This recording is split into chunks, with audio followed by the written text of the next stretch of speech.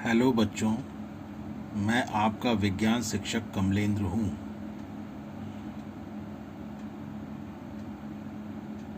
पिछले वीडियो में हम लोगों ने उत्तल लेंस द्वारा प्रतिबिंब का बनना इससे संबंधित जानकारी प्राप्त की थी।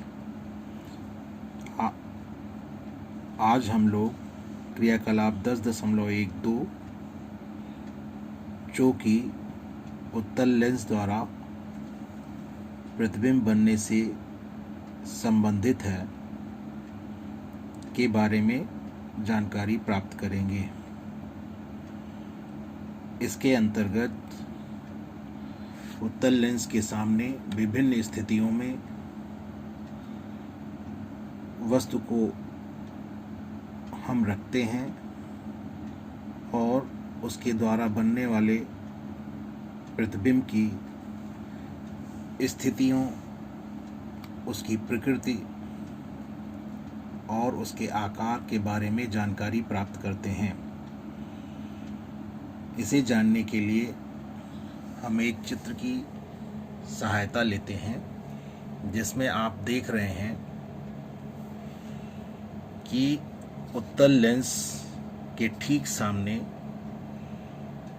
अनंत दूरी पर स्थित लेंस के बाईं ओर अनंत दूरी पर स्थित वस्तु को O1 से प्रदर्शित किया गया है। O1 अंग्रेजी के शब्द ऑब्जेक्ट से लिया गया है। O1 का O अंग्रेजी के शब्द ऑब्जेक्ट से लिया गया है, जिसका अर्थ वस्तु या बिंब है। और 1 हमें यह बताता है कि उत्तल लेंस के सामने यह वस्तु की पहली स्थिति है। इसका प्रतिबिंब लेंस के दूसरी ओर F2 पर बन रहा है, जिसे I1 से दिखाया गया है। यहाँ पर I इमेज शब्द से आया है, जिसका अर्थ प्रतिबिंब होता है। और यहाँ पर 1 प्रतिबिंब की पहली स्थिति या वस्तु की पहली स्थिति का जो प्रतिबिंब बनता है, वस्तु जब पहली स्थिति में होती है तब उसका जो प्रतिबिंब बनता है उसकी स्थिति को दर्शाता है। यहाँ पर प्रतिबिंब अत्यधिक छोटा और बिंदु के आकार का बनता है, उल्टा और वास्तविक बनता है। ठीक इसी प्रकार लेंस के सामने बाईं ओर दूसरी स्थिति में रखी वस्तु 2F1 और अनंत के बीच स्थित होती है। 2F1 और अनंत के बीच स्थित होती है और उसे हम O2 से यहाँ पर प्रदर्शित कर रहे हैं। इसका प्रतिबिंब लेंस के दूसरी ओर दाईं ओर I2 स्थिति में बनता है, उल्टा बनता है और पहली स्थिति के प्रतिबिंब से बड़ा बनता है। यहाँ पर यह प्रतिबिंब वास्तविक होता है। ठीक इसी प्रकार लेंस के सामने बाईं ओर 2F1 स्थिति में स्थित वस्तु को हमने O3 से दिखाया है। इसका प्रतिबिंब लेंस के दूसरी ओर यानी दाईं ओर 2F2 पर बनता है और वस्तु के आकार के बराबर बनता है, वास्तविक बनता है, उल्टा बनता है। और जब वस्तु 2F1 और F1 के बीच स्थित होती है, उस स्थिति वस्तु की उस स्थिति को हम यहाँ पर O4 से दिखा रहे हैं। इसका प्रतिबिंब लेंस के दूसरी ओर यानी दाईं ओर I4 स्थिति में बनता है, उल्टा बनता है, वास्तविक बनता है और वस्तु के आकार से बड़ा बनता है। और ये क्रमिक रूप से बढ़ता हुआ आप देख रहे हैं। I1, I2, I3, I4 क्रमिक रूप से बढ़ता हुआ आकार है प्रतिबिंब का, और लेंस से प्रतिबिंब दूर हटता हुआ बनता दिख रहा है। ठीक इसी प्रकार पांचवी स्थिति में जब वस्तु होती है लेंस के सामने बाईं ओर, तो वह लेंस के प्रथम फोकस F1 पर होती है और उसका प्रतिबिंब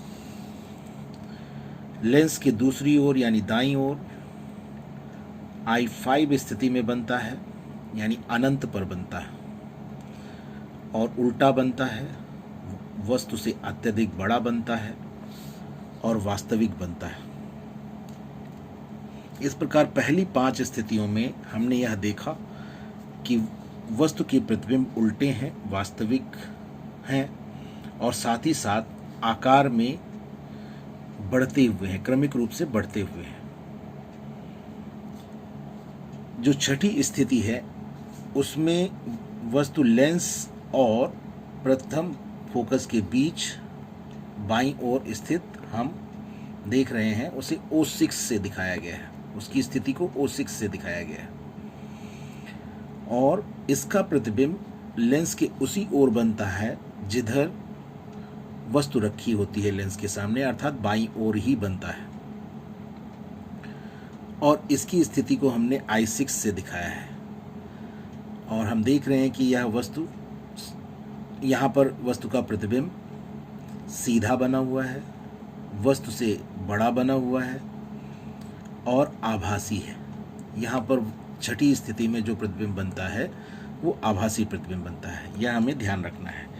10.12 क्रियाकलाप में हमें यही समझाने का, यही करके देखने का अवसर मिलता है, और इस पूरे प्रतिबिंब बनने से संबंधित ज्ञान को सारणी 10.4 में, जो कि आपकी किताब में पेज 197 पर है, उसे एक सारणी के रूप में लिखकर समझाने का प्रयास किया गया है, जिसे आप देख सकते हैं। यहाँ पर सबसे पहले जो कॉलम है, स्तंभ है, उसमें बिंब की स्थिति को लिखा गया है, फिर प्रतिबिंब की स्थिति को लिखा गया है, फिर प्रतिबिंब का आपेक्षिक साइज या आकार उसको लिखा गया है, फिर प्रतिबिंब की प्रकृति। प्रतिबिंब की प्रकृति में प्रतिबिंब आभासी है या वास्तविक है ये लिखा जाता है, साथ ही साथ यह भी लिखा जाता है कि प्रतिबिंब उल्टा है या सीधा है। तो यहाँ पर आप देखते हैं पहली स्थिति में वस्तु को अनंत पर दिखाया गया, जिसे हमने O1 से दिखाया था। फिर वस्तु को 2F1 से परे दिखाया गया। 2F1 से परे का मतलब होता है 2F1 से दूर। तो 2F1 से जब दूर होगी तो वह अनंत और 2F1 के बीच में होगी, वो O2 स्थिति थी। 2F1 पर जब होती है तो O3 स्थिति होती है। F1 और 2F1 के बीच जब होती है तब O4 स्थिति होती है। फोकस F1 पर जब वस्तु होती है वो O5 स्थिति होती है। और छठी स्थिति होती है आपकी फोकस F1 तथा प्रकाशिक केंद्र O के बीच स्थित जब वस्तु होती है। तो 6 की 6 स्थितियों में प्रतिबिंब किस प्रकार के बनते हैं, जैसा कि हमने चित्र के माध्यम से पढ़ा, ठीक उस स्थिति को इसमें सारणी के माध्यम से लिखा गया है।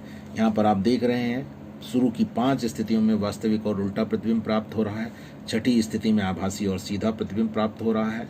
अगर हम आकार की बात करें तो अत्यंत छोटा या अत्यधिक छोटा से या बिंदु के आकार के प्रतिबिंब से शुरू होकर के पहली 5 स्थितियों में असीमित रूप से बड़ा और अत्यधिक विवर्धित तक प्रतिबिंब का आकार बढ़ता जाता है।